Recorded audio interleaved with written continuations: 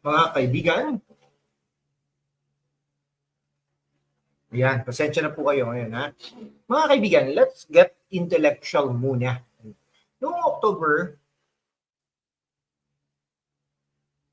okay ha, yan. Ito po mga kaibigan. Ay nako, magandang hapon po sa inyong lahat, magandang umaga, magandang araw, magandang gabi, kung nasan man kayo ngayon mga kababayan. Ako po si Lan ng #WalkWithLan at welcome no, sa episode na ito na siguradong magpapababa ng panga nyo.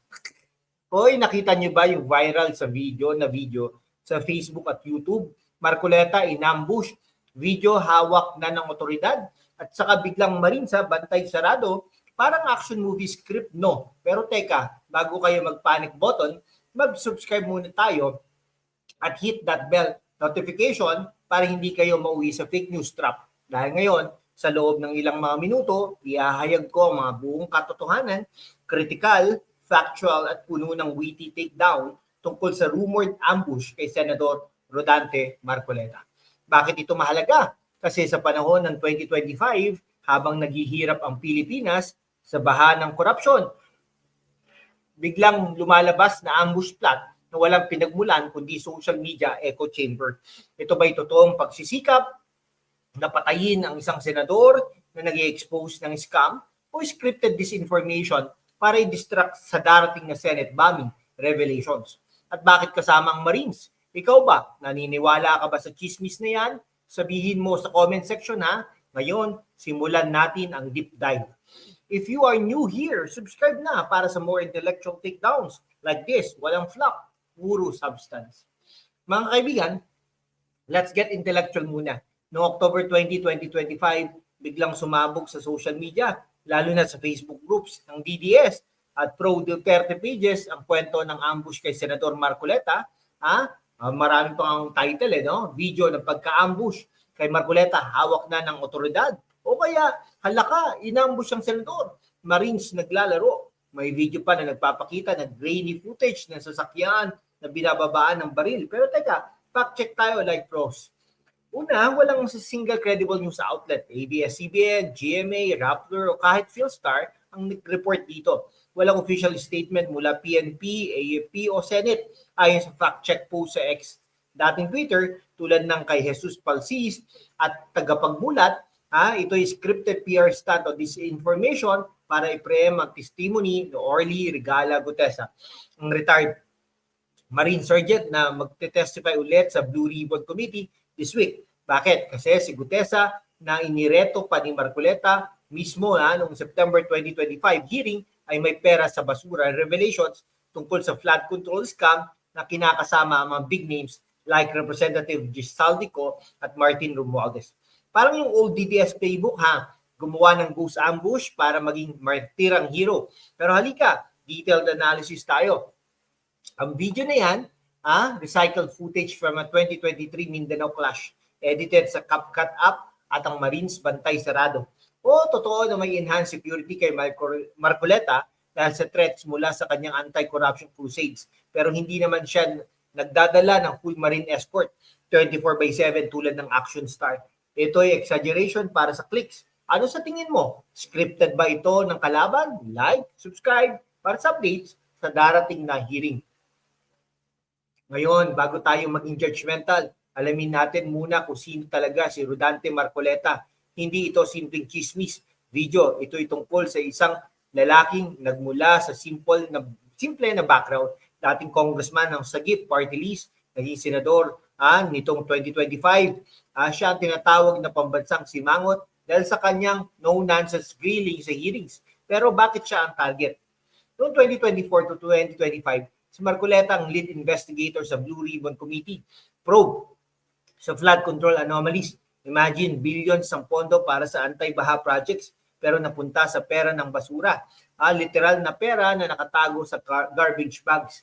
Ayon sa witnesses, siya ang nagudlot kay Orly Gutesa, ang retired Marine na nag-confess ng kickbacks mula sa contractors na konektado sa Marcos allies. Result, clashes sa Senate. Remember yung tiff niya kay Senator Ping Lacson noong September 2022 o yung pag-school niya kay Gutesa for reading too fast, No? Oo, matigas ang ulo niya, pero witty insight tayo. Better grumpy truth teller than smiling enabler. Kasi sa gitna ng fake ambush rumor, si Marcoleta ang nagpapatuloy na vowing to expose profiteering kahit threats na dumadating at bakit Marines dahil sa kanyang pro-military stance lalo na sa West Philippine Sea, issues kung saan minura niya ang China sympathizers. Ito hindi weakness, it's a strength, kalakasan. Kung ikaw ang senador, tatakbo ka ba o lalaban? Share sa comment section ha. At hey, if you're loving this deep dive, subscribe na. Next episode natin, full recap na Gutesa testimony. Okay, teka, hindi pa tapos ang kwento. Ang pasabog na sinasabi sa title, hindi yan ambush rumor, yan ay decoy. Ang totoong bomba ay ang darating na testimony sa flood control scam. Ayon sa August to September 2025 hearings, exposed na ang overpricing sa projects ng Maynilad at iba pang contractors. Halos 10 billion pesos na nawawala sa bulsa ng taxpayers habang mga barangay sa Manila at sub-urs ay lumulubog pa rin sa baha. Hindi po Maynilad yan, yung mga contractors talaga.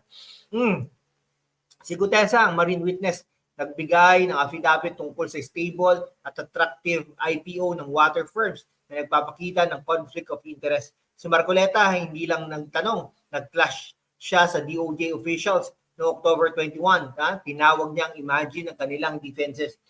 Okay, ito yung systemic corruption mula Marcos admin hanggang local reps, witty punch, parang yung ambush rumor, mukhang totoong atake. Pero pagdating sa prueba, biglang poof, ghost lang. Bakit favors ka ko sa Marcoleta? Kasi sa kabila ng personal attacks from gago remarks sa PCG hearings hanggang fake news, siya nagpapatuloy na intellectual warrior. At ang Marines, symbolic ang kanyang loyalty sa uniform services na siya nagproprotekta sa kanya now. Sundan ang live Senate stream sa YouTube para sa real-time pasabog. Ano ang excited ka na ba? I-like at i-subscribe na para hindi ka mag-miss, mga kaibigan. Kay mga kababayan, zoom out tayo, no? Ito hindi lang tungkol kay Marcoleta. It's a symptom ng 2025 politics, disinformation sa elections, hangover, red tagging at mind conditioning para sa ICC issues, no? Ayon sa International Observer Mission Report ng May 2025, Marcos admin's pivot to US allies ay naging dahilan ng internal threat sa critics like Marcoleta. DDS ba talaga ang gumagawa nito o reverse psychology mula sa kabilang side? Okay, parang yung ambush video, no? Nakaka-excite pero walang substance, no? Ikaw, anong gagawin mo laban sa fake news? I-report mo ba? I-verify? O mag-volunteer sa fact-check groups? Share your thoughts. Para sa more witty, intellectual content tulad nito, subscribe, like, at comment. Marcoleta is strong para ma-feature ako sa sagot ninyo sa next video, mga kaibigan. So, sa madaling sabi, fake ambush rumor ito. Real pasabog sa korupsyon. No? Si Senador Marcoleta, hindi matatakot yan. Protektado ng loyal allies tulad ng Marines at ready para sa justice. Salamat sa pag-watch ng buong mga minuto, no? Ilang mga minuto na ito. Intellectual workout yan. Kung nag-enjoy ka, i-subscribe na agad. Hit notification bell at share sa friends mo na mahilig sa totoong kwento. Next week, full breakdown sa Gutesa hearing. Hindi mo ito pwede palagpasin. God bless at mag-ingat sa fake news. Paalam at mabuhay ang Pilipinas.